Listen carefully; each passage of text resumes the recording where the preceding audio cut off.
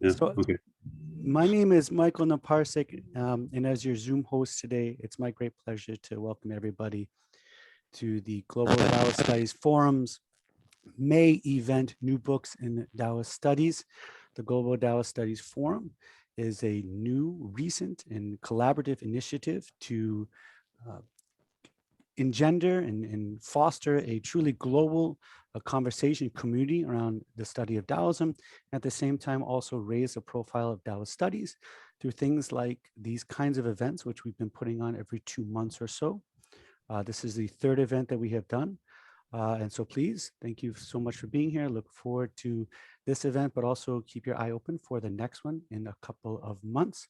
You can see our website here for information I put in the chat. And before I turn over to Professor Bogenkamp, who will begin the event in earnest, I just want to alert you to some details about our Zoom meeting. This is being recorded, and you'll be able to find the recordings on the Global Daoist Studies website that you see in the chat, as well as the website for the Society for the Study of Chinese Religion. And I'll be putting that website in the chat momentarily. There. And finally, almost finally, penultimately, attendees today will be able to purchase the books we're talking about at a 30% discount for University of Hawaii Press. Here's a coupon code coming for you, so thank you for attending. The coupon code is AAS2021, so it looks like that old one still works. We have good authority, so that also counts for anything else on their catalog. So while we chose this meeting format instead of a webinar to have a more interactive experience for everybody, I will ask you now to double check and make sure that you put your microphones on mute for the time being. And then without further ado, please join me in welcoming Professor Stephen Bogenkamp, Regents Professor of Chinese in the School of International Letters and Cultures at Arizona State University. Thank you very much, Michael. And it's nice to see everyone here today in the corner of my messy office. I'm also very happy about the event that we have scheduled for today for a couple of reasons. I'm joint editor of the series that produced the 2 books that we'll be talking about today. And I just wanted to give you a sentence or two about the background of that enterprise.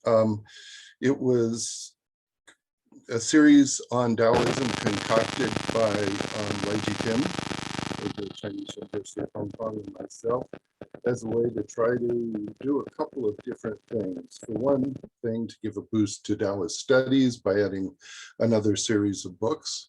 We also wanted to try to put 2 presses together, and this was really kind of a difficult thing to do, but we ended up for this particular series, at any rate, making a merger between the University of Hawaii Press.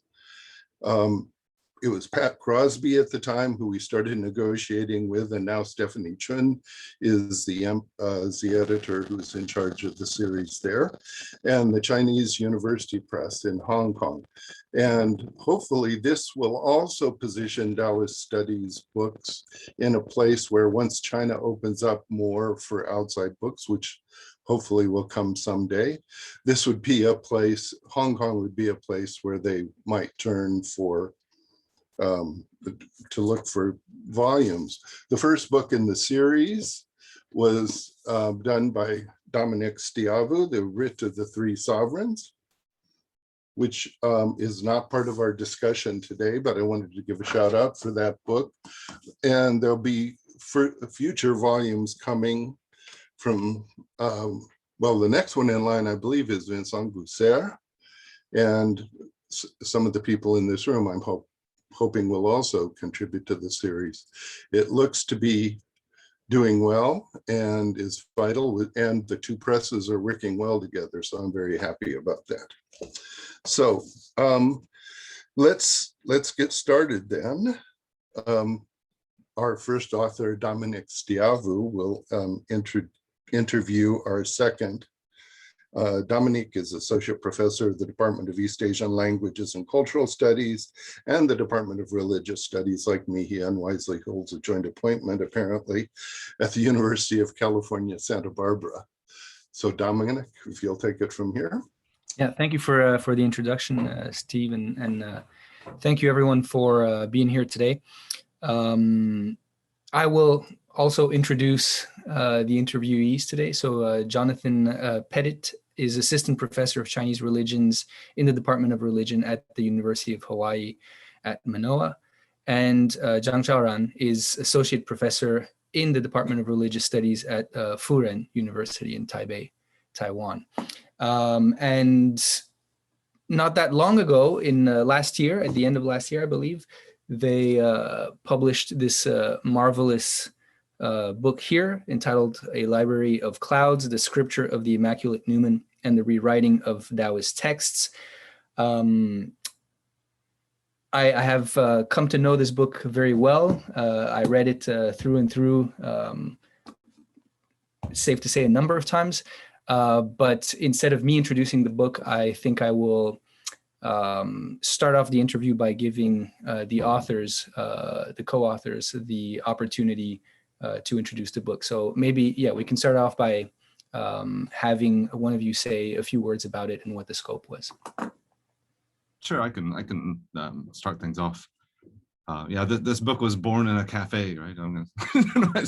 Which it was. Chara and I met in a coffee shop, and I think from the very beginning to the very end, right, that it was clear what we wanted to do was to look at Taoist scriptures that are often characterized as apocryphal or forgeries, right? Chara in his dissertation had looked a lot at the writings of Yang Shi and from Mao Shan. So it's like, mid 4th century. In my dissertation, I had looked a lot at Tao Hongjing in the early 5th century, or I'm sorry, early 6th century. So it's kind of this like all of these new texts came about in between those two times, right? So we were, in our early conversations, we were trying to make sense of how those came into being, and that's really what the book is about. Of from 370 into 490, right? Is a rough like time period. What happened to these texts, the Shangqing or Mao Shan? We'll translate as upper clarity, right? There's even higher clarity, so it's maybe not the highest, but it's pretty high, right? It's a very famous set of scriptures. Kind of really took over in China, by the Tang Dynasty. So it's if you look in the Taoist canon, I'm sure I look around in the room. I mean, I'm sure all of you know the Shangqing scriptures. So that's kind of what the book is trying to rethink or relook at those scriptures that are often have in many cases in the scripture Immaculate Numen, which we'll talk more about today, right? As it's kind of we were looking for a scripture to study that was never studied because it was a motherless child off in the wilderness, right? As kind of the scripture that it was a forgery or apocryphal text that no one wanted to look at because it wasn't original. And it's but as we kind of find out and looking, is actually one of the most widely read and one of the most important scriptures to emerge at that time. So, and Charan, feel free to like add on that. I told Charan he could like Chinese or English, however he. I think everyone in the room can yeah. Or we can. Yeah. Right. So I mean, just following up maybe, and then Charan can maybe chime in on this one.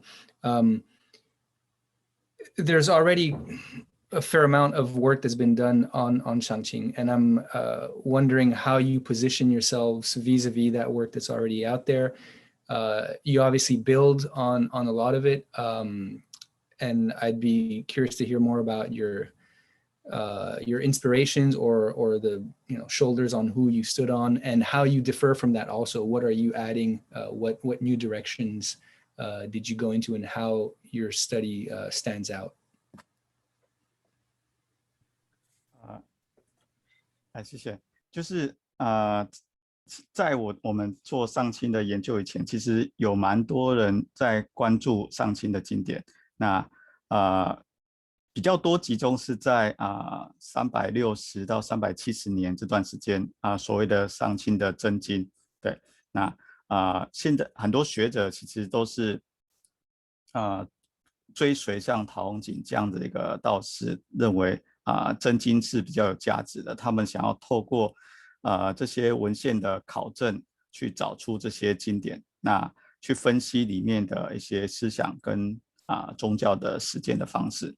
但是相对来说杨希之前或者杨希之后的上清的发展因为被判断是伪经所以比较少人关注。所以我们的研究是希望能够把这个上清道教放到4世纪到5世纪整个江南道教的一个发展跟一个转变中去看我们发现其实在4世纪的中叶的上清的道教，其实有很强的一个方式的传统跟通灵活动这样的一个结合的一种所形成的一个新的发展。那这样的发展其实有它的很重要的一个特色，就是方式传统，我们从像早期葛洪所描述的那样子，它其实是有很强的师徒的关系的。那这些师徒他们透过不断的交流讨论老师讲述他自己的故事，指导一些方法，这样的方式来传授一些修炼的追求长生的这些技术。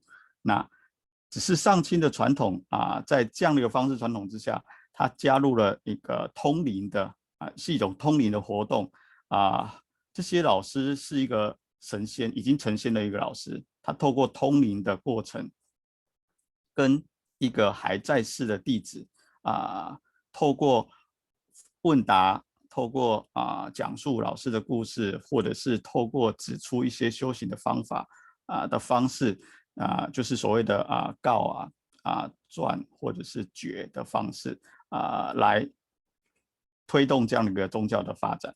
对，那这是早期的通灵的阶段。那我们发现到了后期，就是4世纪末到5世纪初，道教的发展其实开始面对一个有体系化的过程。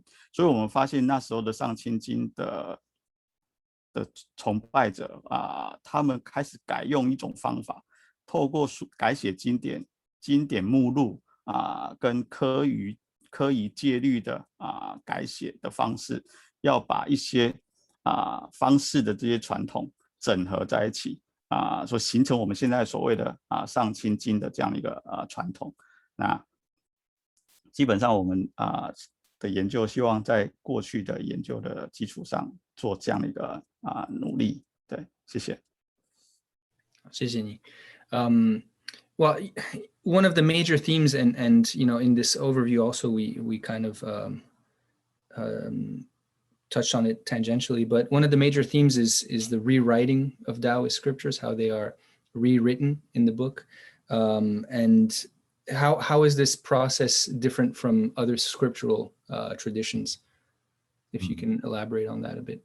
Yeah, sure. I mean, I think like what Charan was just saying of the toning shitong or a 过程, right, of this kind of the revelatory process maybe is a good translation of that. And I think like in some ways in the book we kind of mentioned about redaction criticism in the Bible and kind of how the Bible, which is a fair parallel, but if I were to do it over, I would almost like think the Quran is like a way, it's like both similar and the different, right? Where, the Quran, the many surahs were creative over time, right? So you talk to most Muslims, or, look at 8th century like descriptions of how the Quran came into being. I think in some ways it looks similar to Taoism, right? Where like as long as he was there receiving the revelations. But what makes Taoism even different from that though is like after an individual, right? That there's no single human being that lays claim over the heavenly authority of the scriptures, right? A lot of these scriptures are imagined to even exist beyond the confines of a particular god or goddess or human being, right? It's part of, I guess, the title of the book, Library of Clouds.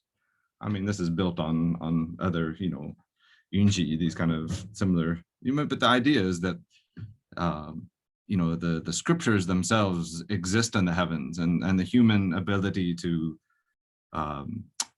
know the scriptures or to perceive what the real scripture should be is an ever-changing thing, right? A Taoist scripture is a living organism that often changes with time, right? It's new people receive new insight into this process, and it doesn't always have to be even one lineage of people. So I mean, that's something, I guess, towards the end of the first part of the book that Tara and I explore is like you know, different exegetical like interpretations of what these scriptures are, what they mean, right? There's you know, part of what makes Taoism so interesting is, you know, from trying to you know, 推销一下, right, to the people outside of Taoist studies. One thing we can really offer to religious studies in general is, you know, we're looking at scriptures that, you know, even today are still living. Even the Maoshan stuff still lives on today, right? We still have new Shanshu movements that incorporate some of these same like text and people. It's a so I think, you know, that's one of the big selling points that we should, or at least, you know, Tara and I tried to explore in this book and kind of present to somebody that maybe studies the formation of the Bible or the Quran, or, you know, you pick your Kurum Grabit or whatever scripture you're looking at. I mean, this Taoism certainly operates at at a certain extreme of a very lively and dynamic changing. So I mean, what Charan calls this like 通灵过程, right, is like that in and of itself is kind of something that we can really yeah, offer to people outside our studies of what makes Taoist scripture so fun to study, right? Even beyond the Zhentong Daozhang to, you know, to everything, all the other compilations that are still being formed today, as many of you know, right? I mean, we're having new canons even today. It's you know, rather than I guess one thing that Chao and I have tried to do from the very beginning of writing this book is to highlight that process of new scriptures and of changing scriptural you know, identity or authority, right? It's just ever changing, and rather than trying to figure out what's right, is looking at that at kind of, you know, from the third level of you know, that process in and of itself is something that I really enjoyed learning about, and I think was one of the joys of this book is trying to think about the contested meanings of authority in these kind of scriptures. Well, going from these kind of broader questions to something a bit more specific, maybe we can get into it now. What exactly is the scripture of the Immaculate Numen, and why was it important to translate it? You've already kind of addressed that a bit. Maybe Charan can jump in. And what was gained by translating it? What kind of new understanding or knowledge was gained by translating it? OK， 好，对，OK， 其实树林经其实是其实它不是一部所谓的真经但是我们觉得它非常重要，而且有代表性。主要的原因是如果我们在上清的不同的时期，我们会发现它有不同的重要性，而且它我们都知道上清的传统，我们很关注在杨希跟魏华存的身上，可是我们这个研究更聚焦在华侨或者是王灵奇这两个，其实在上清的降临活动里面一个是失败的，一个是被认为是造假的，这两个人身上，那树林经很好的把它串联起来了，那其实也通过了杨希的阶段。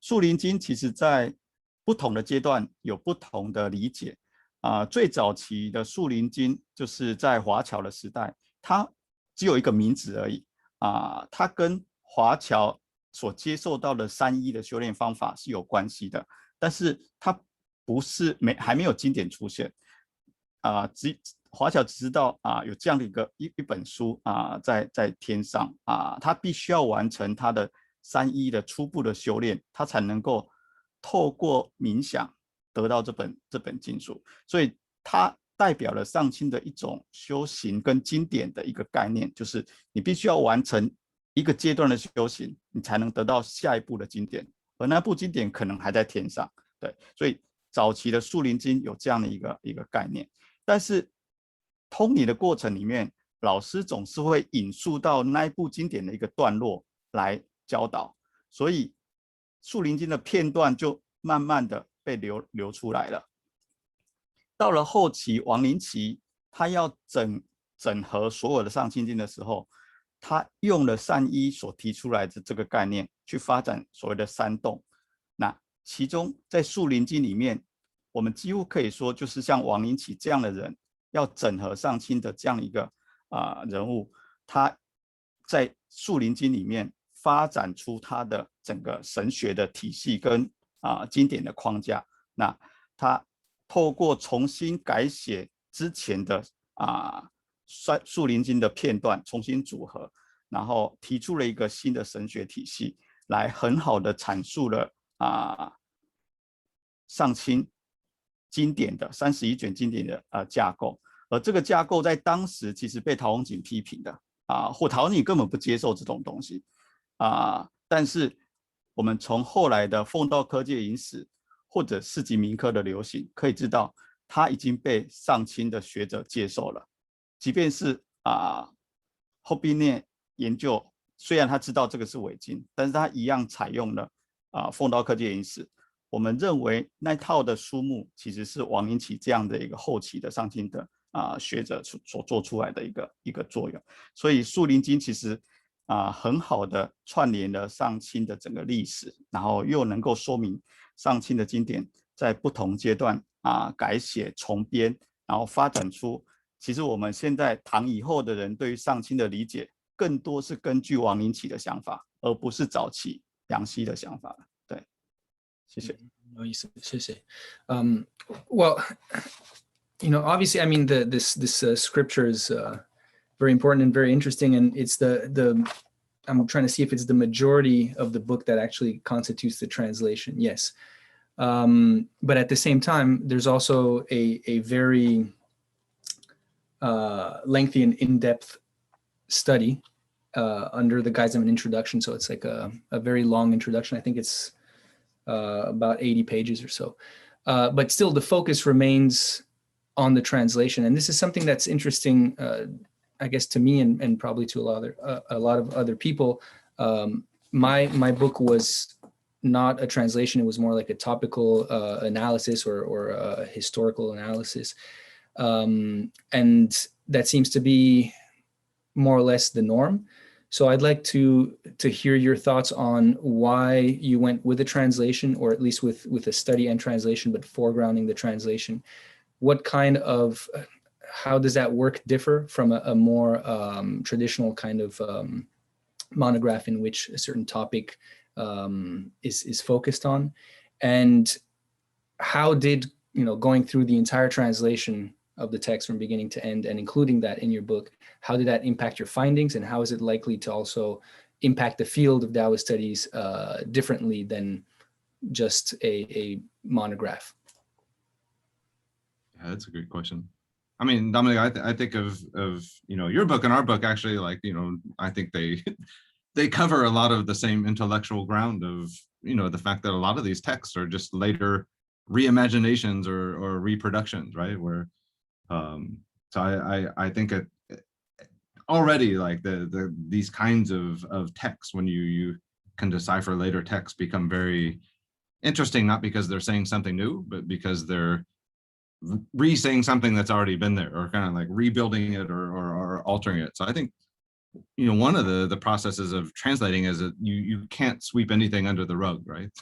If you're dealing with the text, there's a very inconvenient part that's like, you know, I'm speaking from my experience, not anyone, at least, you know, I'm trying to read through text and it's like, I don't really get what's going on there, right? If you you can kind of just not pay attention, but if you're going to translate the whole thing, you really have to, you know, Catholic with a small c is, you know, is always you have to have a total kind of understanding of everything that's there. So yeah, personally, just going through and you know, Charan, you and I wrote the two parts of the book at the same time. I think that's for us, that was very instructive, right? Where we didn't translate the whole thing and then try to make sense of it, right? We were analyzing it and reading it at the same time, and I think one of the things in working with Charan that is just such a pleasure, something I learned a lot from, right, is just, Charan's, I mean, he'll look at the French, Robinet. I like that he mentioned Robinet before, because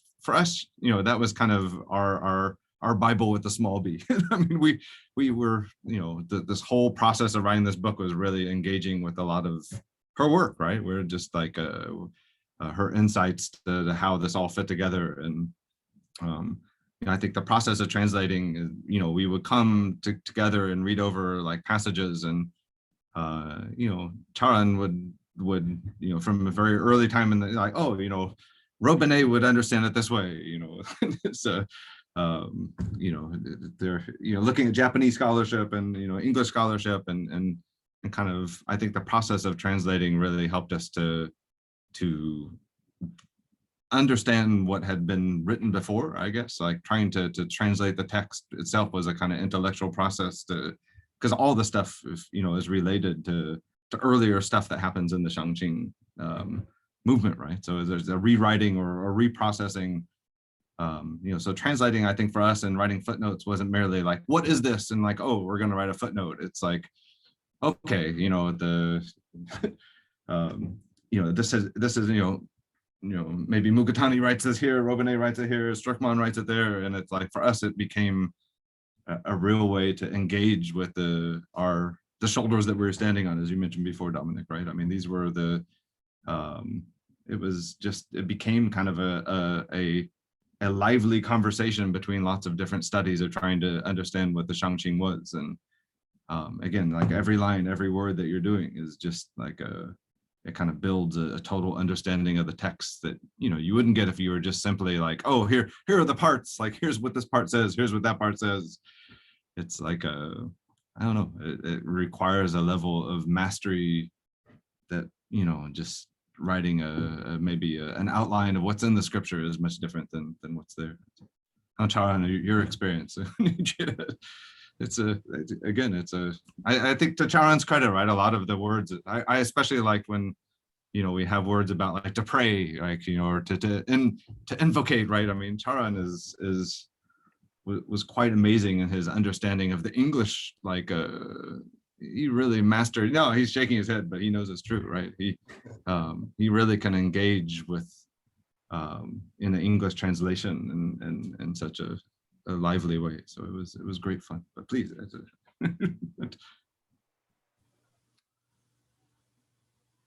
OK， yeah, you can add, or like Dominic, how you want to.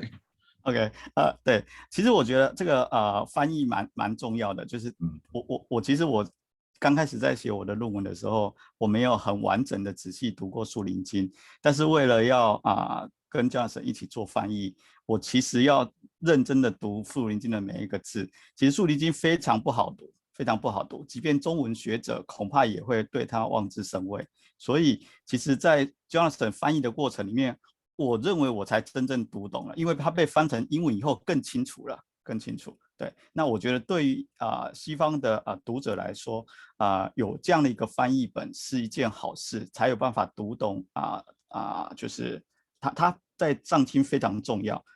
但是要了解它不容易，因为它的文词太华美了，太美丽了，这是王灵起的文字可能的风格，藏经的风格，所以Jonathan 的翻译非常的精准、简单、明了。对，那即便是我都觉得我从他的翻译里面得到很多的新的理解。谢谢。Well, both of you also touched on this a bit, but in terms of like the nitty-gritty details of co-writing and co-authoring the book, can you give us some insights into how that happened? How did you split up the work? And again, the norm in the field is single authored monograph. So I think it's very refreshing when people get together and collaborate on work together. I think the results are much richer because you're having a dialogue, of course, with the people who worked on this before, but also with each other. So it's just overall, at least for the reader, a richer experience. So can you talk a bit about that? How you navigated through that? Yeah, I think in part, like we, you know, the discussion, it was to we kind of decided what we'd write before we wrote it, right? So I mean, it's we would come together and talk about like you know, what do we? I think we both knew what we wanted to say in the book, right? Even from the very first day we got together, I think it was very clear of like we want to kind of challenge the notion of an apocryphal Daoist text, right? In some ways, it just kind of seems like uncanny that Taoism can have an apocryphal text, right? Because it's kind of the whole point is like it's this the whole body of texts that are always changing. So I think part of the co-writing process was, you know, for a good few months was simply thinking what kind of structure would we need to, what do we need to introduce to the reader, to what do they need to know to be able to understand what a forgery of Wang Lingqi was. And again, we don't really say at the end that this is definitely a Wang Lingqi production, but you know, the point is that there was someone in the 5th century, 6th century who was doing this, right? Whoever that was, it's like the Su Lingjing and the 3 wonders, which we haven't mentioned, the Sanqi, right? The kind of, there's this like big transformation that goes along. So I think one of the most successful things that we were always you know, thinking about like the large scale from the very beginning and kind of what pieces did we need to put that puzzle together to bring a reader to understand kind of what we wanted to say about the text. So I mean, I think and again, to have that as a conversation, Charan, I'm sure you feel the same way, right?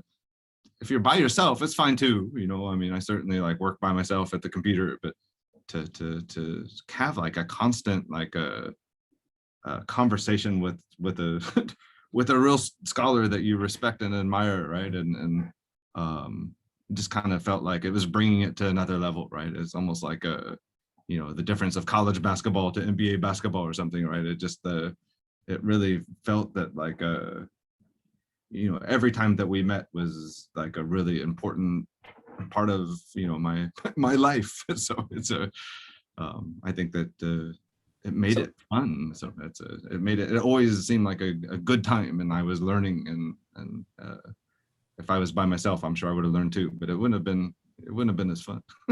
So you were meeting regularly over like a few months, or yeah, that's a good question. Yeah, I think were you like exchanging chapter drafts or writing at the same time side by side, or?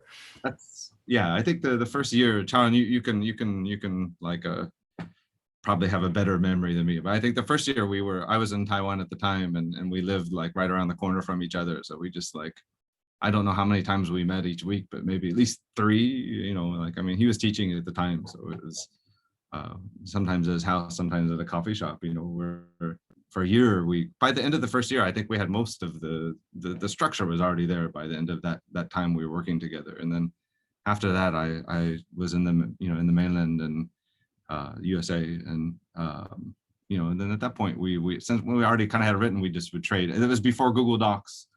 You know, now I work on collaborative projects where you can use Google Docs. It's so easy, but at that time we were trading like you know, like you take this doc for a week, I'll take this doc for a week. Charan, does that sound right? Is that is that like something like that?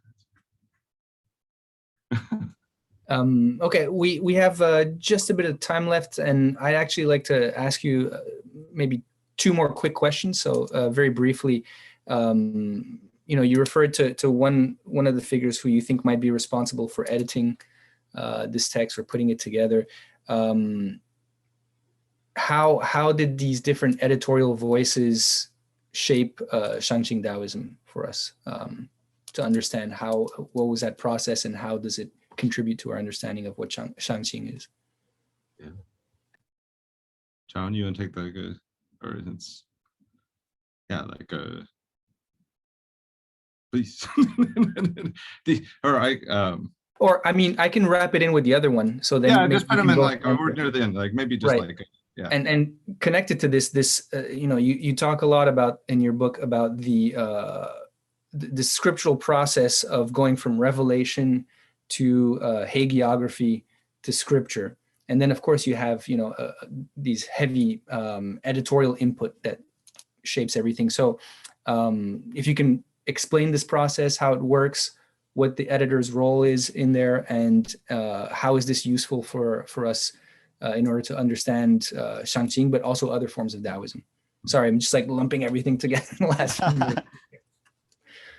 OK， 好，就是上清其实很早期是透过通灵的方式来进行的，所以我非常其实我们在台湾有看到很多类似这样的通灵的活动，所以我会去想象当时的情况是怎么回事。那我们其实现在看到了上清的文献，可以分为3个类别，降告，降告很像是通灵问事的人去跟神明讨论问题，他其实是问他自己的问题他有很强的一种 context 脉络，在他自己的生活里面的 context， 然后神明针对他做一些回答，这些回答如果离开了那个他的生活的脉络，其实这些告就会失去它的内容跟意义。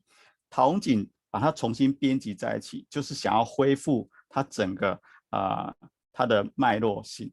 对，可是，在神明降临的过程里面，他会讲自己的故事就形成传记这样的一个文体。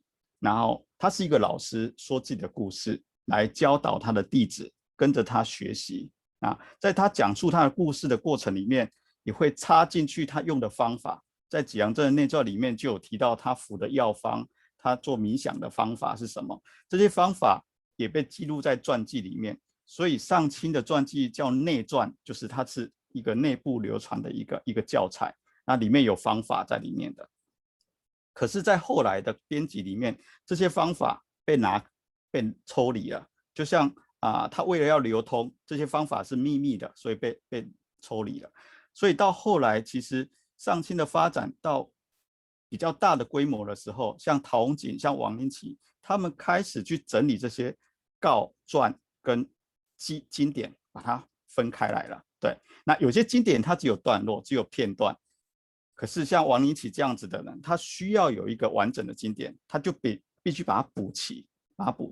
所以本来它是一个通灵活动的过程里面所形成的3种不同的文体，但是在整个道教的发展过程里面，这些文体被分开来了。最明显的例子是陆秀静做了12部的分类法，他就是把这些文体分开了。对，那形成一个道藏的系统。那我觉得这个过程是逐步在发展的。对，逐步在发展。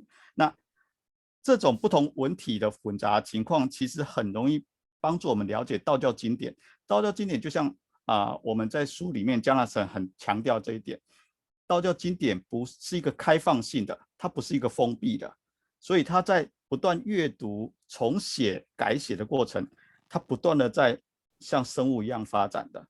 对，那即便是王灵奇的经典，还在后来持续的发展。譬如说《大洞真经》在宋代就有文昌版本的《大洞真经》，不断的重新阅读、重新诠释、重新理解、重新改写。所以这很好的告诉我们道教经典的那种开放性的一种情况。那但是它跟通灵的活动连接在一起。对，谢谢。谢谢你们。Okay, thank you very much. To both of you. I guess that concludes this interview, and then we'll open it up to questions after the second interview. Thank you. Thank you. Who's up next, Mike? Did you want to say something before? Let me just remind everyone that I'll just introduce the next section. I just want to remind everyone that as we're carrying on with our discussions, you feel free to add any questions to with the chat app. So, and I'll write them down, and we can either ask you to ask them in person, or I can relay them to the authors. So our next author will be David Mosina with his most recent work, and the person interviewing him I will be pleased to introduce is Noelle Giuffrida, who's Assistant Professor of Art History and Assistant Curator of Asian Art at Ball State University. And she will tell us whether the cicadas have hit them yet. Thank you. Yes, we do have cicadas in Indiana. Yes, okay, good. I'm headed that Ohio. way myself, so I'll enjoy them. Thank you, Okay. Professor Noel. So, thank you. So it's my pleasure to introduce David Mosina, who studies contemporary Daoist and Buddhist ritual in central Hunan and the roots of that ritual and in the Song and Yuan.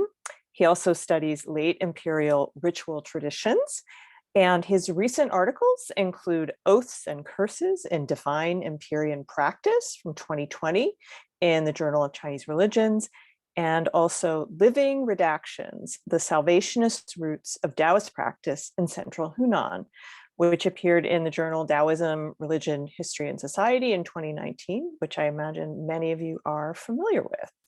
So my interest in David's work came from talismans and a lot of the work he does with visual and material culture.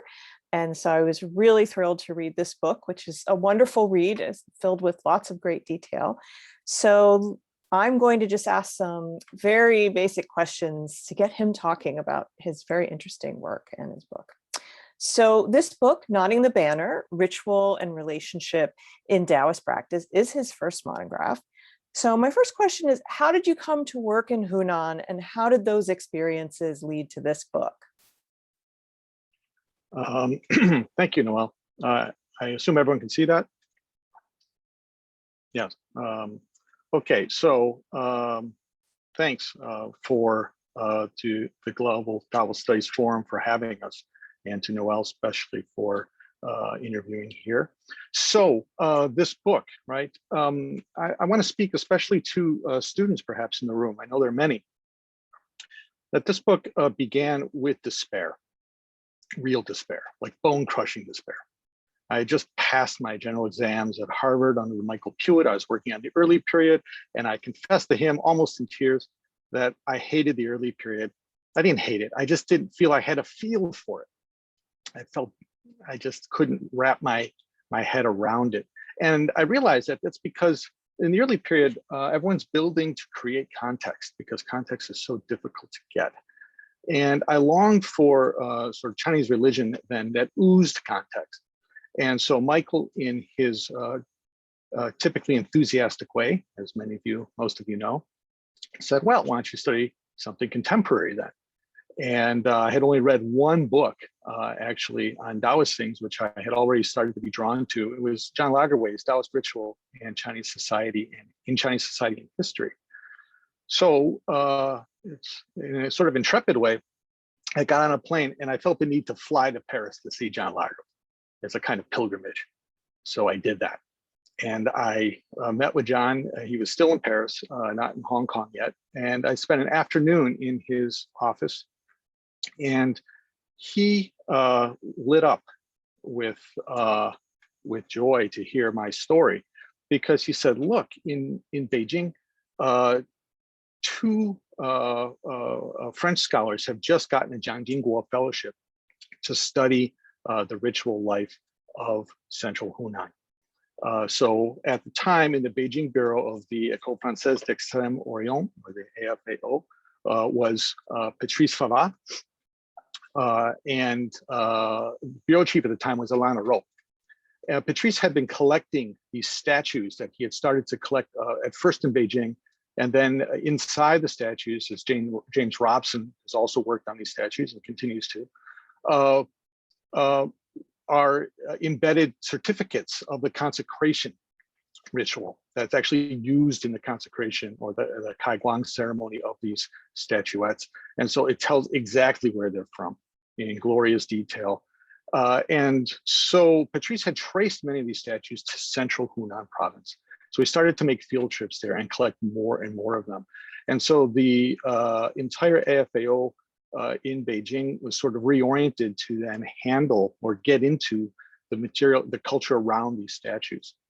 And so both Alain and Patrice then worked to sort of figure out what to do with this growing number of statues that Patrice was collecting. So there were many trips to Hunan, and I would tag along as an extremely green graduate student who didn't really know anything about Taoism at the time. And so I went to the field with Patrice several times and with Alain several times. and felt I had a good feel, or I was getting a good feel of how to do field work in a very local place dominated by dialect. So I decided to strike out on my own after some months to a region of central Hunan that Patrice and Alain hadn't gone to very much. And Alain had made contact with a local high school teacher who was what we call local scholar, writing on the Daoist lineages that he knew, named Zhang Shihong. And he then took me to a jiao one day, after making contact with him, to the lineage that he knew, which was about 20 miles west of where he lived, central Hunan. This lineage operates in Le'an Township, in the Daxiong mountain range in north central Hunan province. So I get to this jiao, and I meet this fellow, Jiang Yucheng. And Jiang Yucheng, this is his Daoist name. In the book, I use only Daoist names to give some level of anonymity to these practitioners. So as I met this particular Daoist, I noticed that he was more interested in me than I was in him. And he would follow me around and just ask all kinds of questions. And so a strange kind of rapport developed, and it helped that we were about the same age.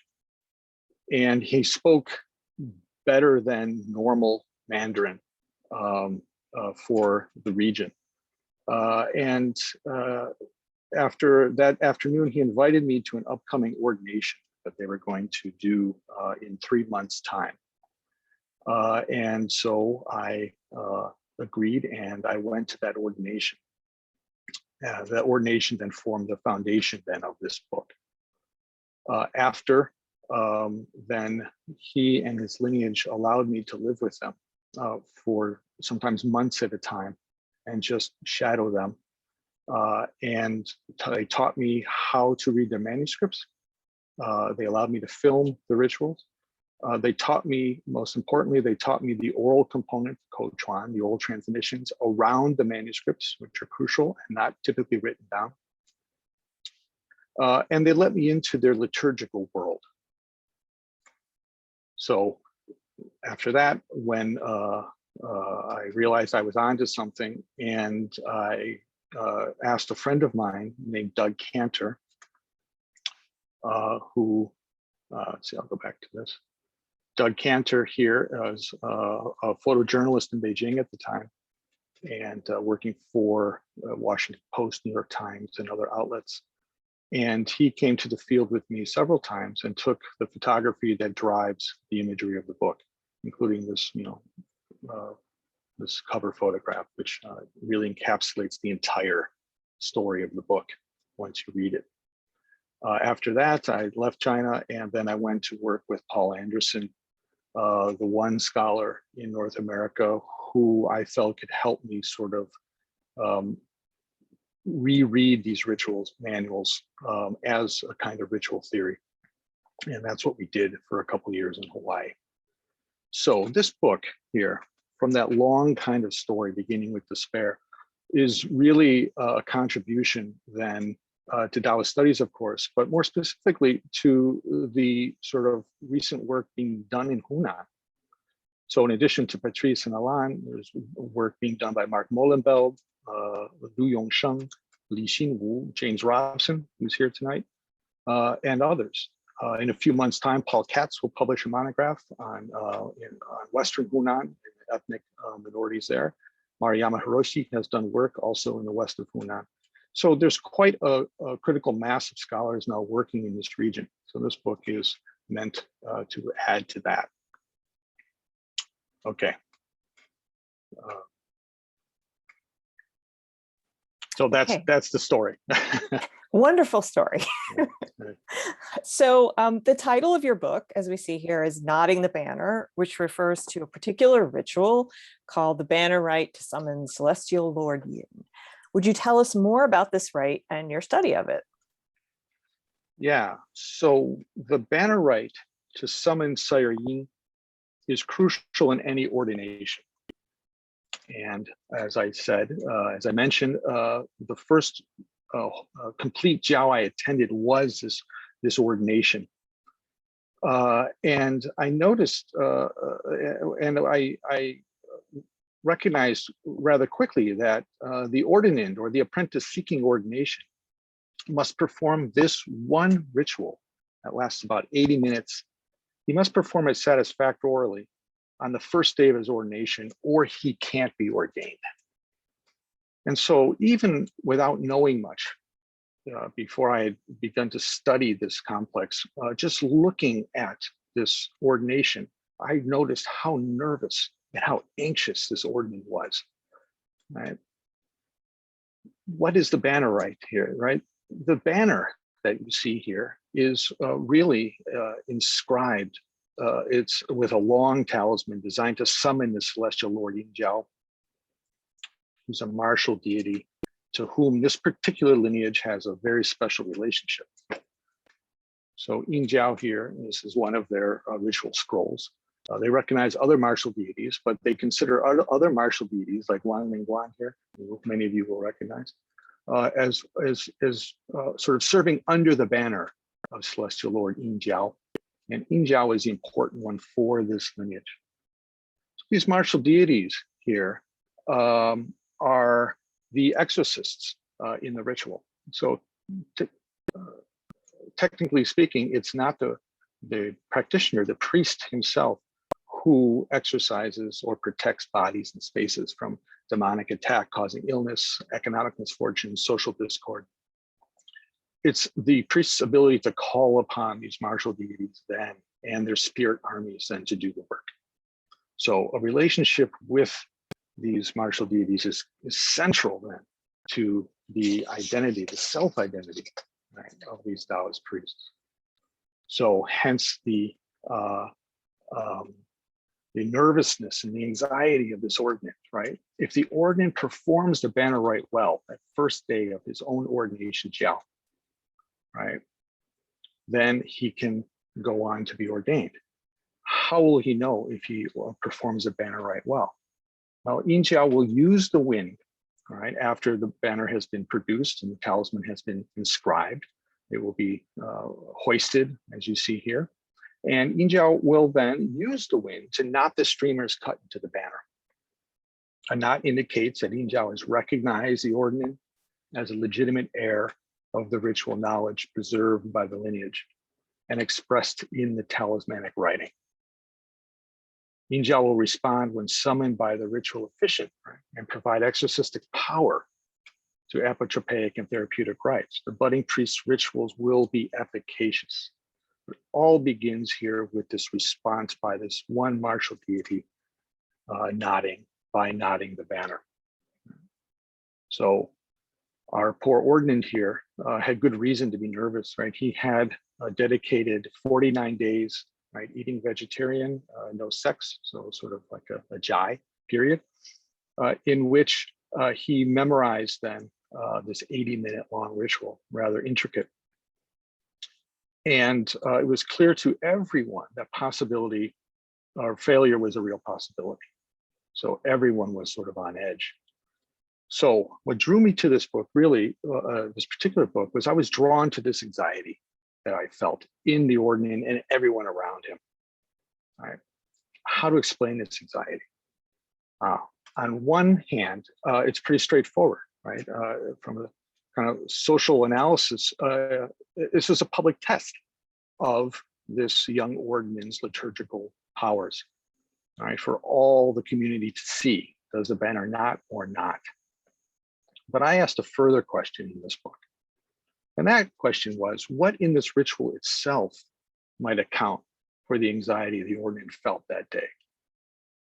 What was at stake within the world of the banner rite itself that might have made the ordinand so anxious? So posing the question this way, right, opened up a whole religious world. The challenge of the banner rite, I had learned, for the ordinand is to make relationship with this mercurial deity. It's the relationship that is at stake here that needs to be forged. And the way you forge this relationship is through the ritual. every aspect of the banner rite, from its music to the liturgical documents set off to Yinjiao's celestial office, to the intense visualization techniques by which the ordinand recovers the divine self at his core, and finally to the charged talisman he inscribes on the banner.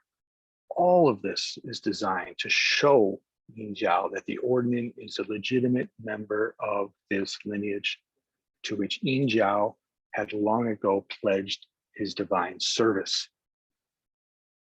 So that thickness, right, that showing or display that the ordinand was engaged in is what I was interested in getting at in this book.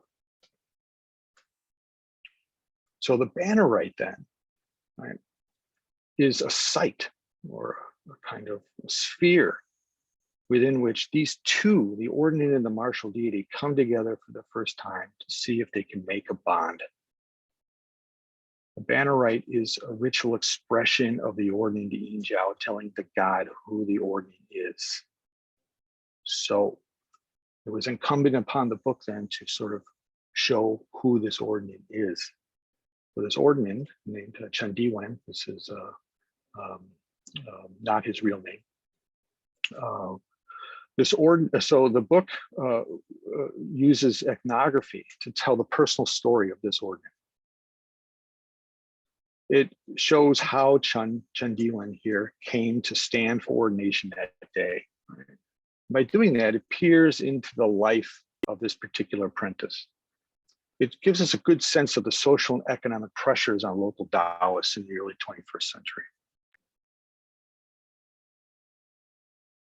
So on one hand, the book shows something of this ordinand's sort of journey to this day.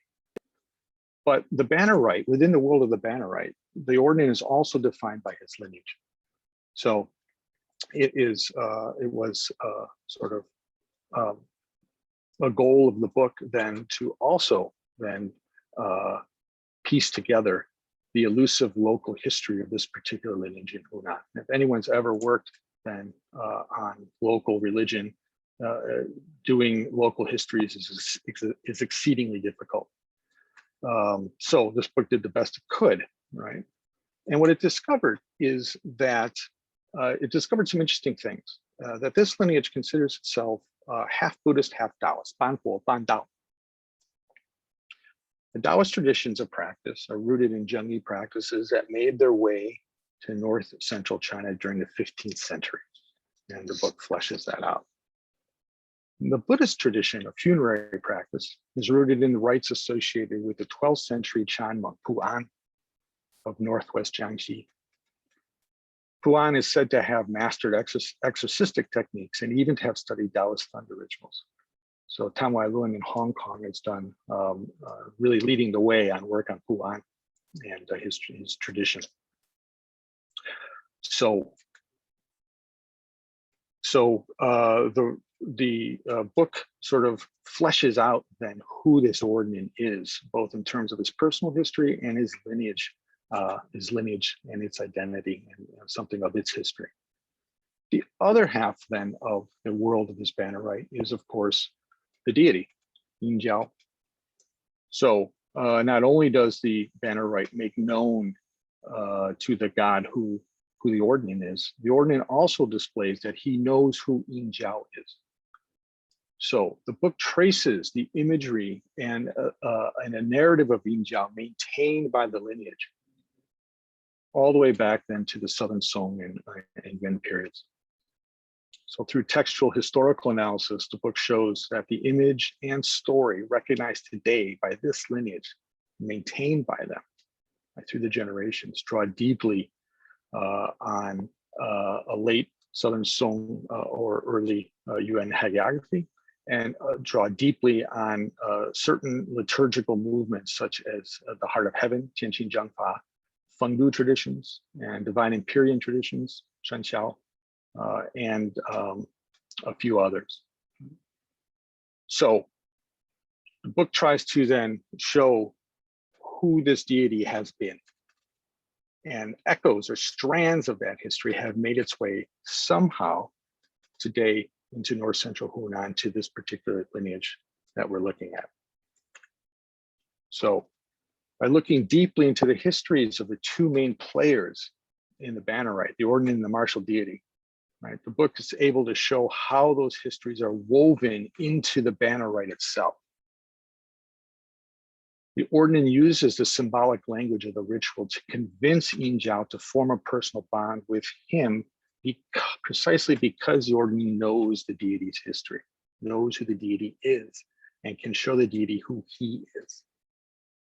In return, Yin Zhao uses the symbolic language of the ritual, nodding the banner or not, to give his reply. So the book then, right, is an attempt to give an ethnographically and historically contextualized close reading of a living Daoist ritual.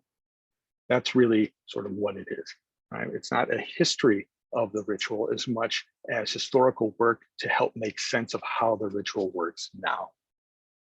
But through that work, we get a sense of the echoes from Southern Song and the Yuan period. So that's what the book is trying to do. Great, thank you. So with this book, one of the things that I was really struck by when you first shared it with me a while back was that you decided to develop a companion website for the book to complement the text and also to bring the images that you do have in the book and things beyond to life for people reading the book. Can you talk a little bit about why you decided to develop this companion website? Yeah, thanks for that question. So the problem, so writing about ritual is kind of like writing about opera. It's hard to write about such a rich cultural form without reducing it sort of beyond recognition. Right? It's easy to drown the reader in minutia, and it's easy to bore the reader. Ritual can be pretty arcane and deadening stuff, right? So I tried to integrate still image and film into the narrative as much as I could, right? Ritual really, we do a disservice to ritual when we just simply write about it. I mean, we have to show it. So even all of us who are engaged in the study of Chinese religion, it's hard to imagine just by reading what exactly a ritual looks like, feels like, sounds like, what it would be like to be there. Even the best writers, I think, really struggle with this. So I felt that sort of weaving into the narrative imagery, and the best images, of course, are from my friend Doug Cantor, weaving into the narrative imagery and then film, I felt would somehow sustain a book about ritual from start to finish. So the website's designed to do a couple of things here, right? First, it should, I hope, give the reader a feel for the real people who play a part in the ritual and the place in which they live.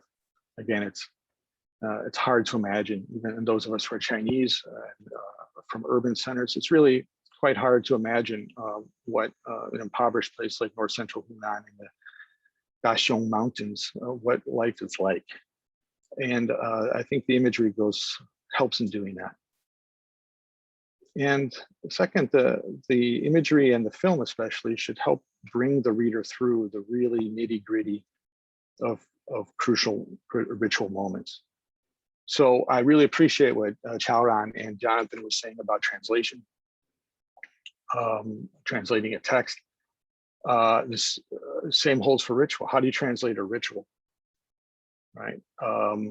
So by talking about a ritual, by showing its film, by showing still imagery around it, by showing the manuscripts on which it is scripted, by showing all these different sort of forms, hopefully then a kind of close reading of ritual is possible.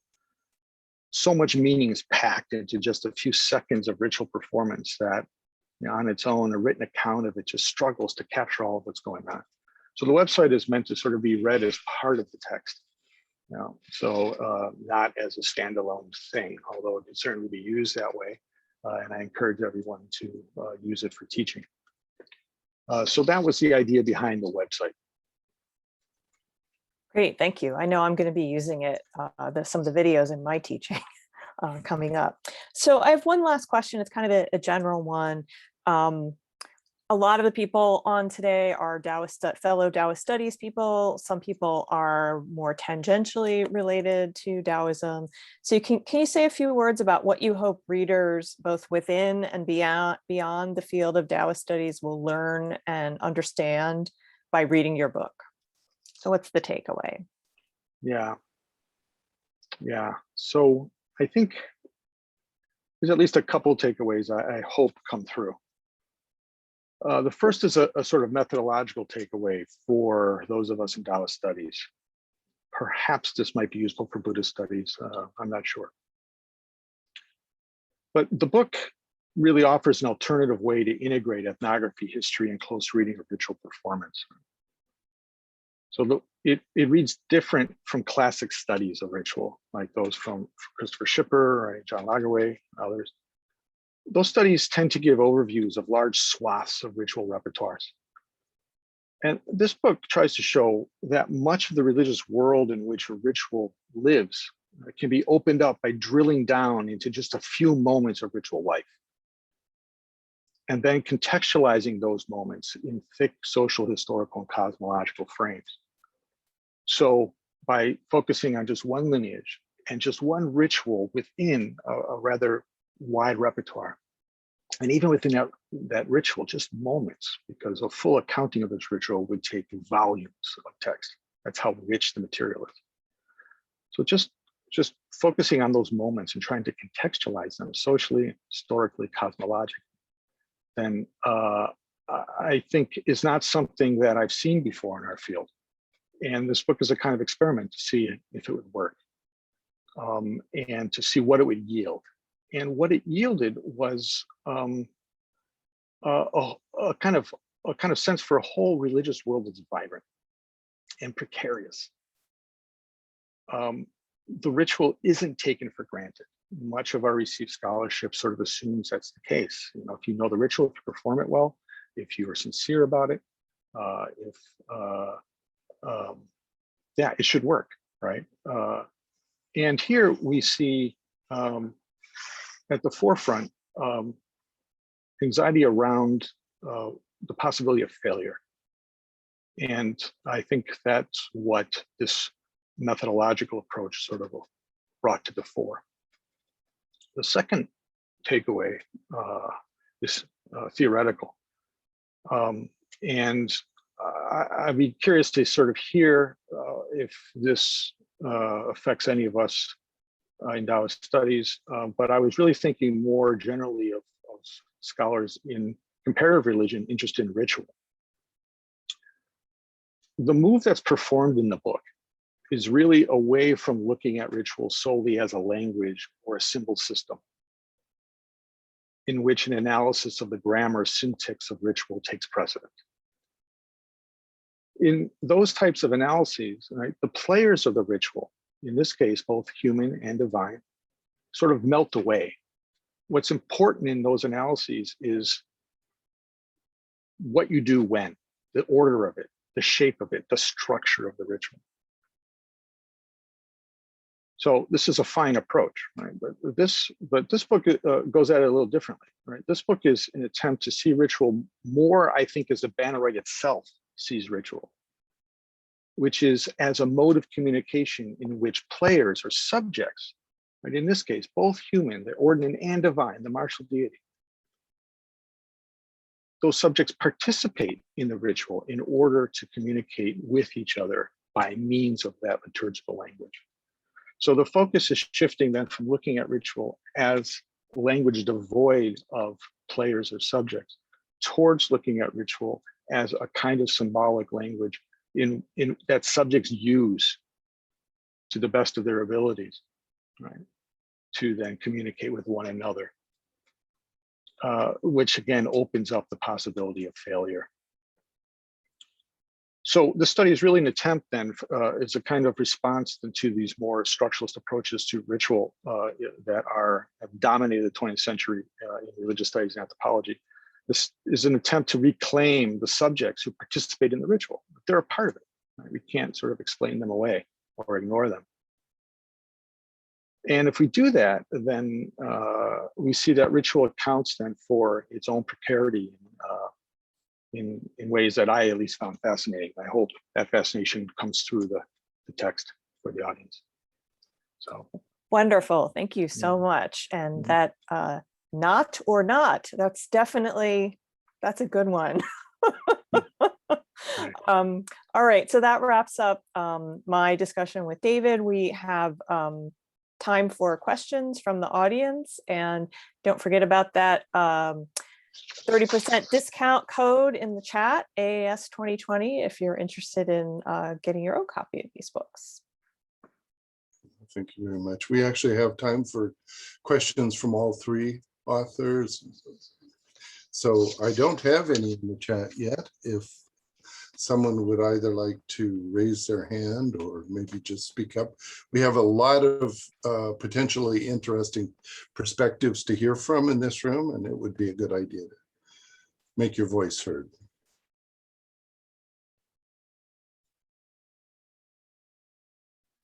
Because everyone's shy. Is it okay if people just unmute themselves and ask a question too? I think at this point, Terry Kleeman has raised his hand. So Terry, if you would like to unmute yourself and ask a question. Hi, I'm Terry Kleeman from University of Colorado. I love both presentations. I love both books. I want to ask the obvious question after Dave's presentation to Jonathan and Taoran. Do you think that you can interpret the rituals in the Suling Jing in the same way as trying to establish relations between a human adept and some kind of a supernatural figure? That's all. That's good. Thank you. A challenge. I mean, like, I guess part of that is like to, you know, gets into like an intended audience or the people that are actually reading this, kind of like what real worlds it reflects, right? I mean, I you know, in David's presentation, he mentions the Chuan, these kind of, you know,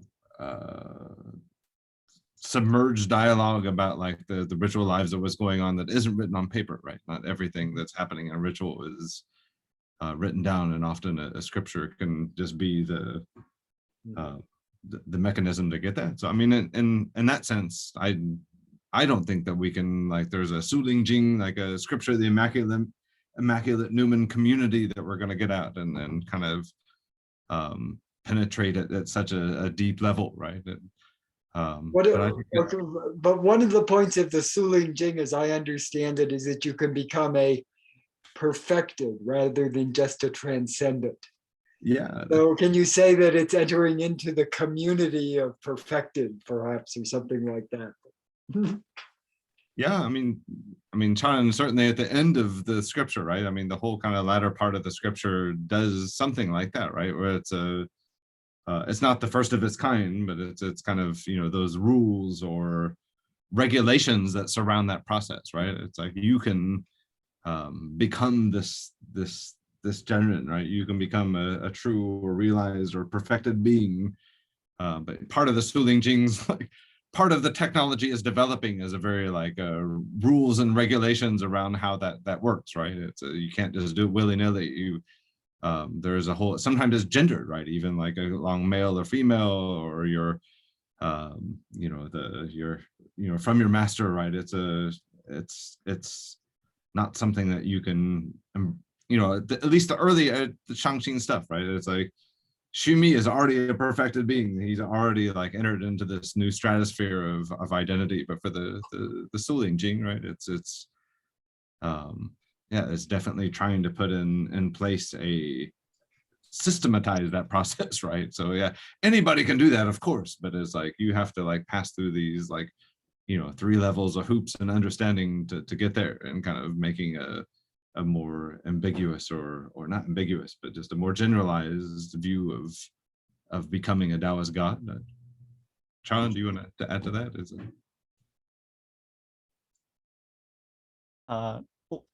Terry 的问题是什么？我不太确定。我是说，比如说这个苏林经里头的这些仪式，是会不会说是创造一个真人的一个共同体？为什么你会这么想？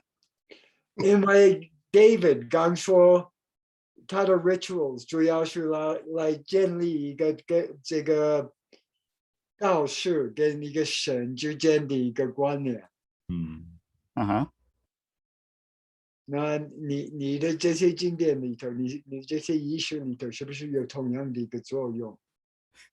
当然，所有的上清经典基本上都是这样作用，就是透过存思冥想人跟神连接在一起。对，但是我觉得这是普遍的所有上清经典的特征，不是只有树林经有这样的一个特点。对，对。Can I say something here quickly?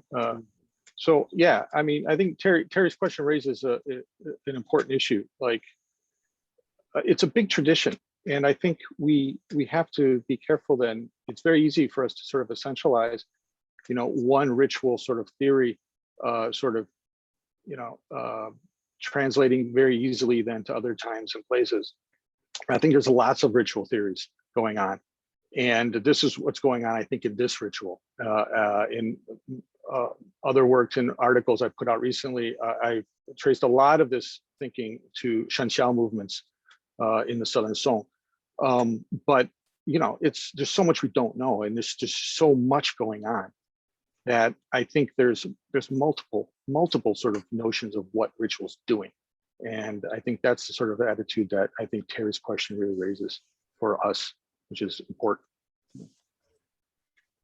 I mean, the other part of like Shangqing stuff is sometimes they just like, you can just get around doing the ritual altogether.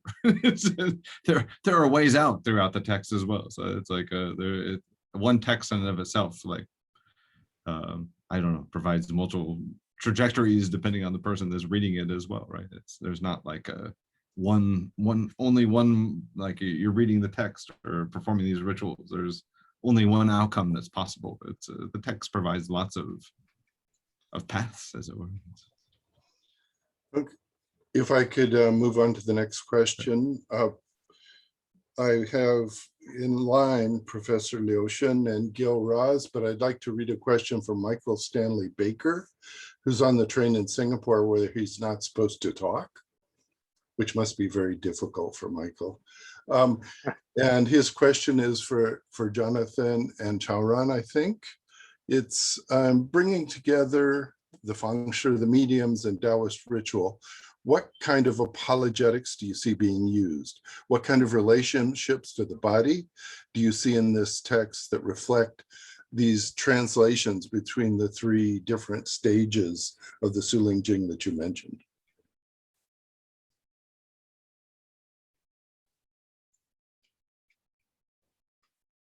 Well, I mean, different relationships. I mean, I guess part of it is just different relationships. Part of what makes this, I mean, Charan mentioned before when he was talking, right, of like how on the surface, a lot of like the small parts of the scripture are very easy to understand. But when you like kind of try to situate it among all the other things in the scripture, the scripture itself like recommends many different approaches, right? So it's like you don't really, the first part tells how the scripture came into being, but all the following parts are almost like discrete practices that allow a person to many different paths towards godhood or goddesshood or breaking free from this human form. So it's I don't think in the text itself it's more there's a conscious awareness that some people that are reading the scripture are destined for low and some people are destined for high. Like within the scripture itself, it's like there's no guarantee of having the scripture or reading it or performing anything that you're it's kind of giving you a wide range of possibilities, and as the reader of the text, there's some kind of interpretation that has to happen for the reader, him or herself, right? And at the end it becomes very gendered along male and female, which is is also very interesting, right? That it's like you have many different paths you can pick. I don't. Challenge is that like a at least like there's not one Suling Jing, or there's not really one system. It's a number of different systems, or it's very it's a complex of identities that you can take on as the reader, and not every reader is going to be subjected to the same way. 是吗？那超然你那个懂 Michael 的问题吗？就是 Michael 似乎在问说，方式跟通灵跟仪式之间在身体怎么连接吗？还是？就是那个他们的身体跟那个一个部分就是关于身体的观点，对。OK， 好那三个不同的阶段的对身体的观点有所改变吗？看起来在树林经里面，这个改变不是很明显我觉得上清的方法，透过冥想、纯想的方式，其实它最后能够达到的效果，跟通灵的效果其实是很像的。那纯想身体中的神，或者是看到身体外面的老师，其实都建立在我觉得是相同的一个身体的观念上面的。对，它只是其实跟David 所说的那些法师是我的老师，他去世之后成仙之后也会成为天上的神方式也认为他们的老师未来成仙以后也会成为天上的神明，而透过冥想其实最终的目的也是要让我自己未来加入那个神仙的团体里面去所以我觉得方式、通灵者跟仪式，其实他们是共用了一个身体的概念只是在经验上跟方法上有些不太一样而已。对，那我觉得我目前看起来是没有太多的区别。对，谢谢。谢谢。So, Professor Liu Shun.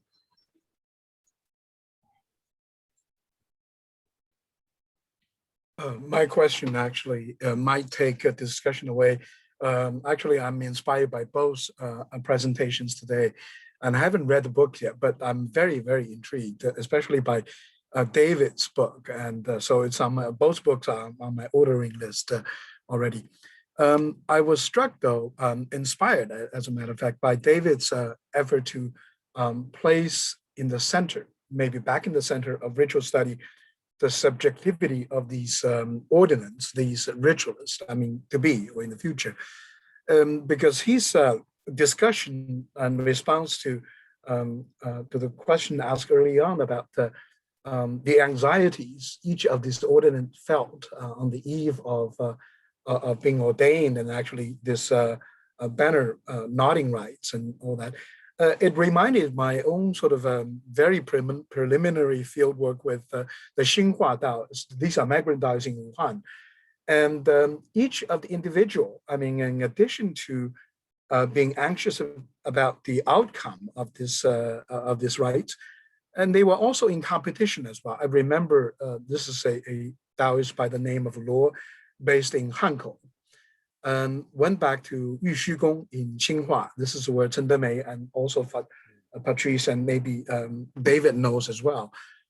On the eve of their sort of a banner rite, and they were actually heading into a sort of a competition with another group of Daoists to be waiting for the outcome. And so that itself is very, very, I think, important for understanding maybe the individual subjectivity in this whole ritual process, you know, the efficacy of it and all that, and also in constructing particular relationship with the deity or the pantheon of the deity for their future craft. And I may be a little crassy in calling it a craft, but anyway, this is the impression I got with the Xinhua Daoist. My question is really about, maybe David could give us a little bit more about the social arrangement between the ordinance after they successfully pass through, maybe the knots were knotted and all that, it's confirmed, and indeed they have a relationship and all that.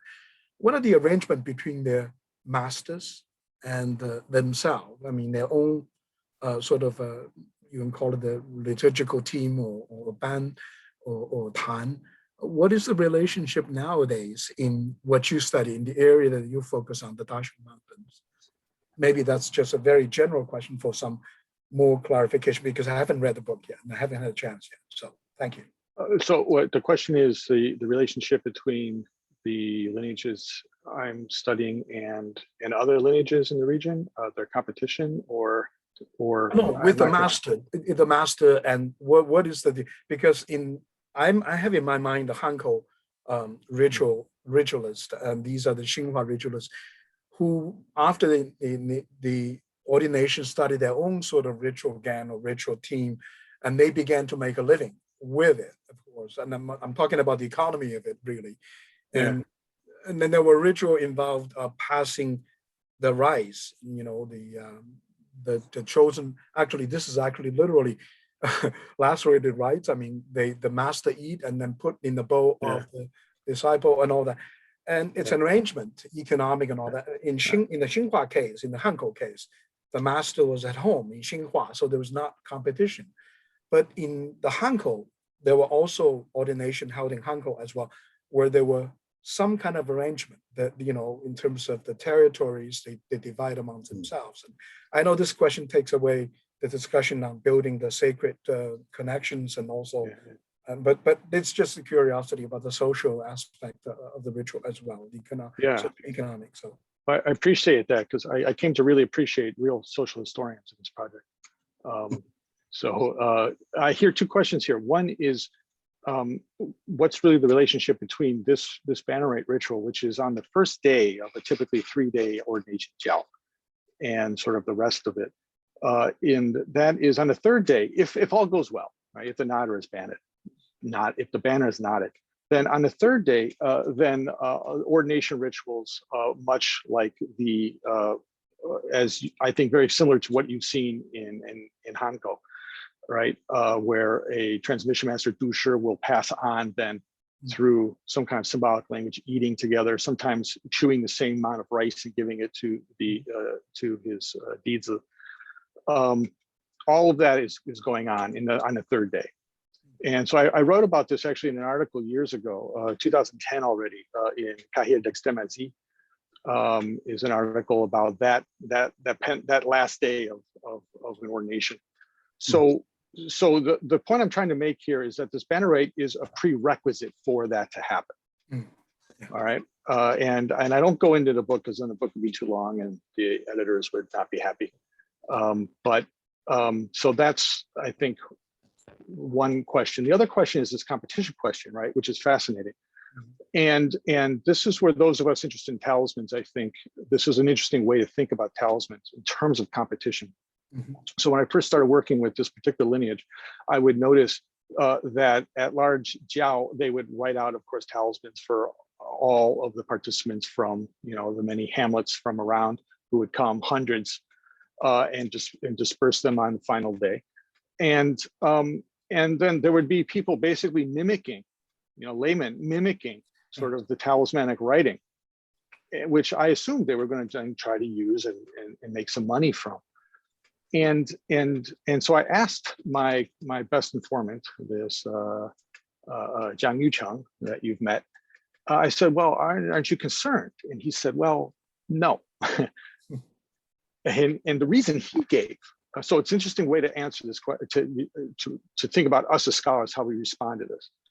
So the emic response he gave was, they don't know the visualizations, the transformation of the body visualizations, and that charge the ink with Ling Qi, right?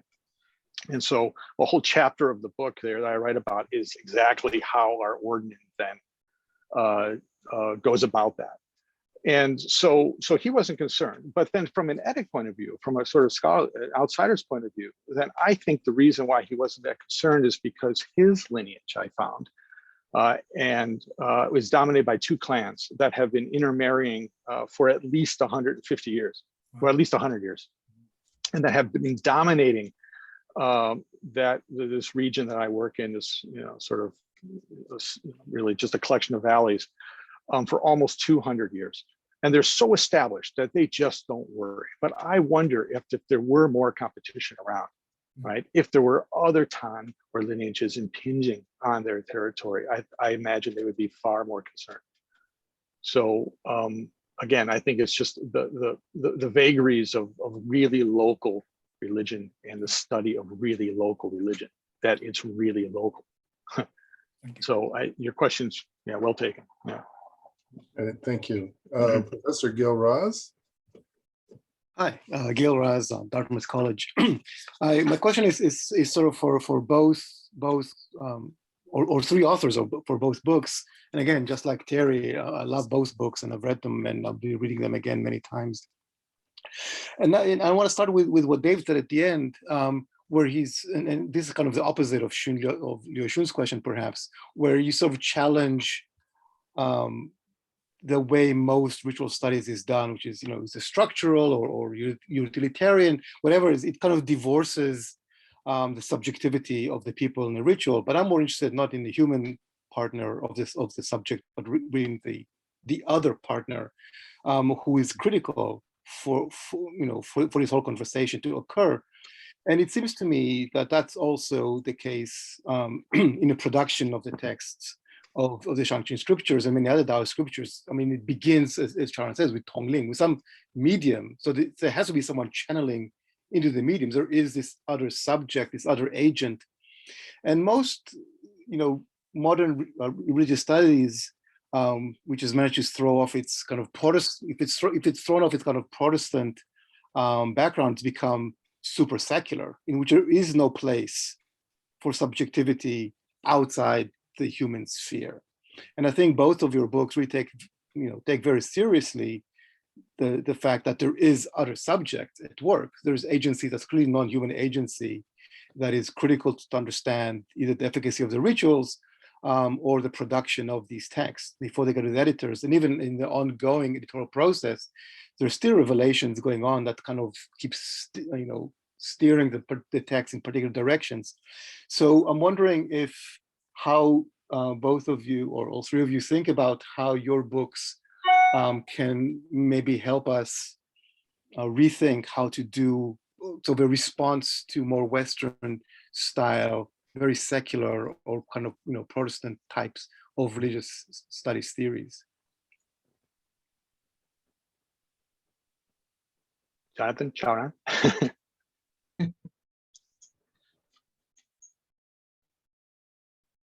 Charan would be like one thing that Charan does, in his other works, maybe not in this book, is you kind of look at its correspondence to medical traditions. I mean, part of what's going on here is, the kind of agency that we're connecting, Daoist to other worlds, or kind of, I don't know, whole categories of knowledge that they're engaging about their bodies or the world, right? And these kind of like agents that are working within them. So, and kind of their understanding. So, I mean, part of the,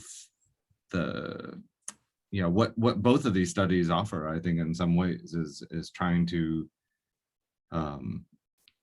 human perception of the cosmos or of the world is really shaped by a relational point of view, right? It's not simply who am I?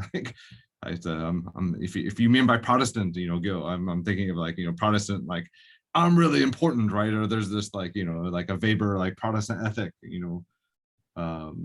part of what makes Taoism of all varieties like instructive to that notion is you really aren't very important, right? Part of I think the religious sentiments are by, establishing a relationship between the terrestrial and the spiritual connection, right? Is that you're kind of realizing how unimportant you really are, but how important you can be at the same time, right? There's that kind of like a reflexical like notion where, other forms of religion that are maybe more prevalent at places like AR are kind of putting the emphasis on the individual, or their agency as a person, what they can do. And I think at least most Taoists I've met in real life and those I've read about in books are they have a very like a small vision of themselves, right, in the universe, and that's like they can achieve great things, but they're like still kind of a peon in the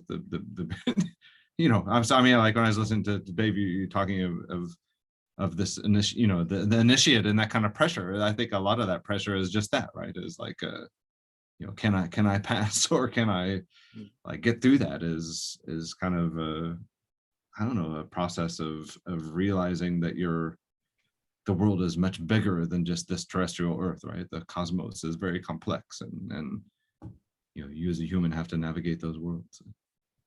Other thoughts, but that's just like my. David, do you want to add something? After that, we have Professor Kang Xiaofei and Wang Gang. Okay, just quickly to Gil's point. I think Gil's raising a really important point. I think the way I'm hearing Gil's question is it's about how we think again about our location then to what we're studying as scholars. So from the point of view of the ritual, which is what is largely the stance that my book takes, then it's about this relationship then with deities, and deities are absolutely real because the ritual takes them as real. That's a different location than from the point of view of the particular priest. Some priests buy into that, some don't. Some don't believe. For them, it's a way of they're ordained because it's a way to make a living, right?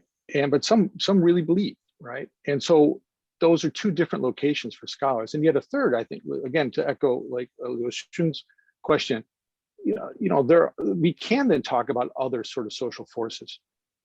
I think the history of our sort of sub-disciplines have, I think, typically chosen one location to sustain a whole project or a book. And I think what makes ritual difficult is that it presses us to sort of then talk from several locations in the same project because the ritual itself can handle it. It's that rich, it's that complicated. So we can give a social scientific accounting. We can give an accounting from the point of view of the ritual. We can give an accounting from the point of view of the particular participant, human participant that we may have access to, either in text or in ethnography. So Gil's question, I think, is what makes ritual hard, really hard, right? And I think developing that kind of nimbleness as scholars, I think, is what I think Taoist ritual really presses us to do. Well, thank you. We're running a little bit short of time, so Professor Kang, if you could ask your question briefly, please. Sure, thank you very much. I enjoyed both talks, and since I myself work on the modern period, so I have a particular question to David. And some of the, I think Gil and Liu Xun already touched upon it, but I want to go a little bit more specific. So, I really like the point that you made, David, about this anxiety about ritual. And my question is that since the priest have so much anxiety over the ritual, and there's competition among different lineages, and we have to be, aware that this happened in contemporary times. So I want to know that, what if the ritual fail? And do they have have they developed a rhetoric to defend themselves if the rituals fail? What is the rhetoric of self-defense? And also, what is the rhetoric to attack your rivals? And most importantly, and it actually is really matter a lot to my own research, is that how do they respond to the modernist attacks on ritual? Because we see that in my own research, ritual itself is the center of the communist and the modernist attack on religion. and efficacy. That is how the modernists and the communists develop a whole new rhetoric about why gods and spirits do not exist.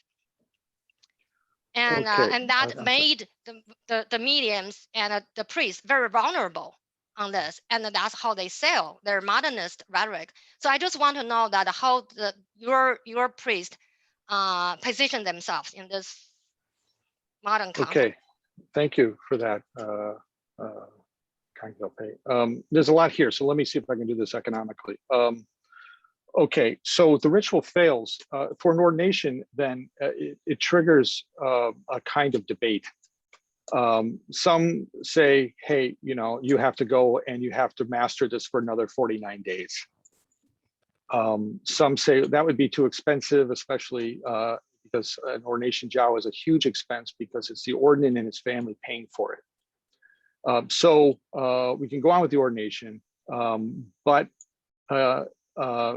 you can't sort of work as a jufa, an officiant, for a certain period of time. So there's different ways, even within the same lineage, right? They debate these kinds of strategies here. Again, taking a sort of outsider's point of view, what's undeniable here is that the reputation is damaged. Economically, that Daoist is going to suffer. People are not going to trust him. So they do have ways of dealing with failure. I'll give you one quick example here. I was at a jiao a few years ago, and an ordained priest, they do the same banner right at the beginning of any major jiao. So that means there's a certain level of risk even after you're ordained. And the head officiant who performed the ritual on the first day of the jiao for his local hamlet, the banner took 26 hours to knot, and then it did not very well. And the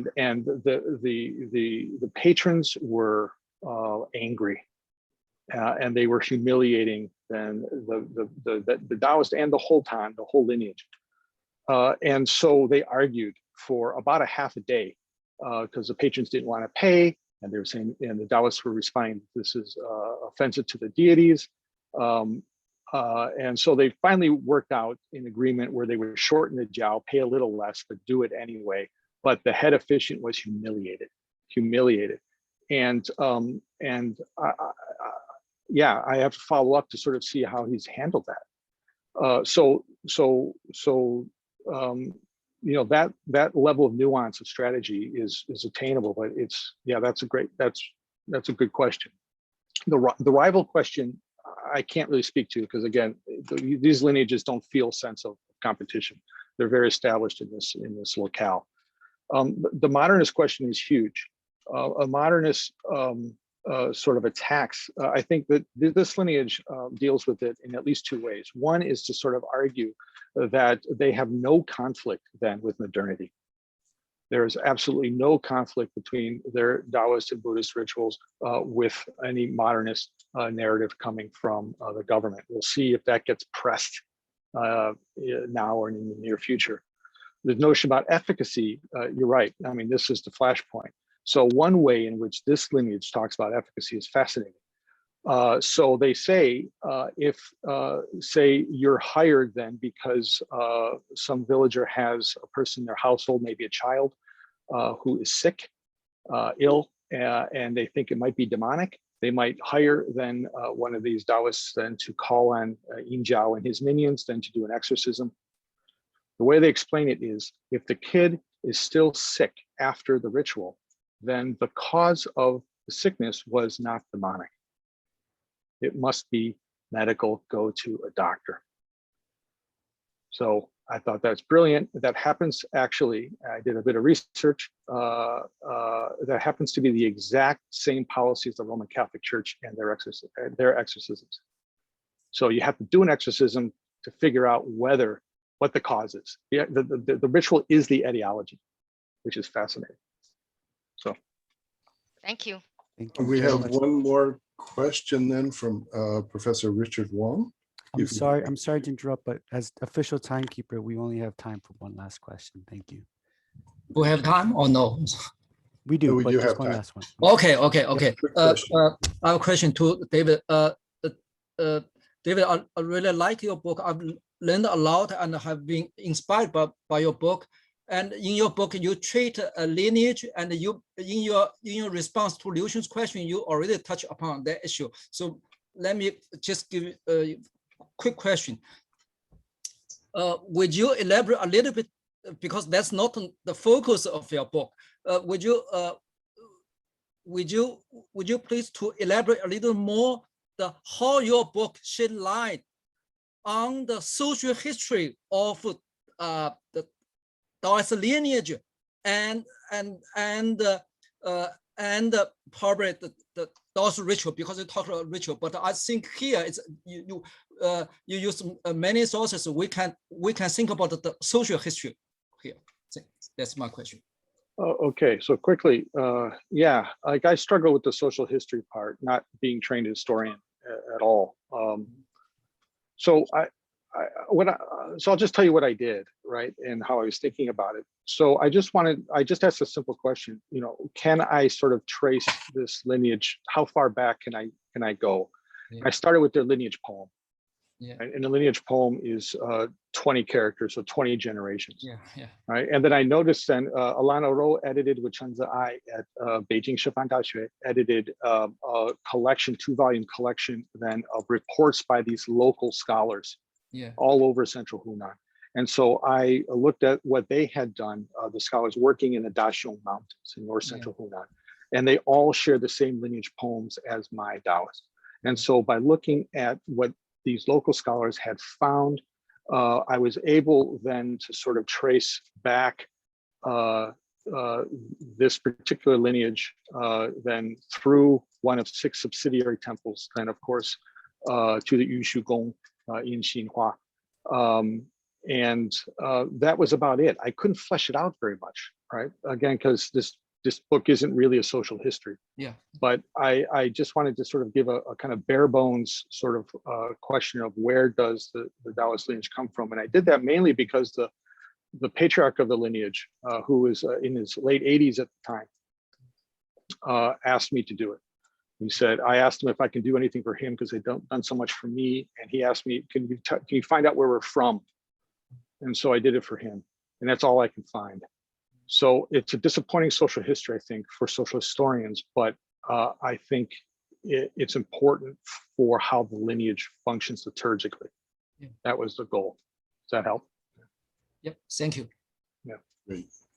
Thank you all very much. I want to thank the 3 authors that have participated here today, Zhang Chaoran, Jonathan Pettit, and David Muzina, as well as the interviewers, Professor Jafrida and Stiavu, who is also an author, by the way, in this series. We're all authors here, I think.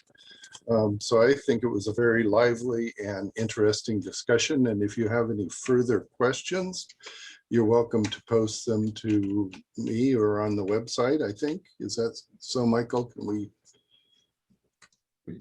Yes, Michael has just put up the Global Daoist Studies website information. Do you have anything you would like to say before we release people back into the ether? Just thank you very much, everybody, for coming. This has been a magnificent, wonderful event, and can only feel inspired by what's going to happen in the next few months. So please keep your eye out for the Global Daoist Studies Forum. Again, you can find the recording on that website and also on the website at the Society for the Study of Chinese Religions. It's great to see everyone. Look forward to the next time very much. Thank you all for coming. Thank you all. Also your participation. It was really an inspiring event. Thank you all.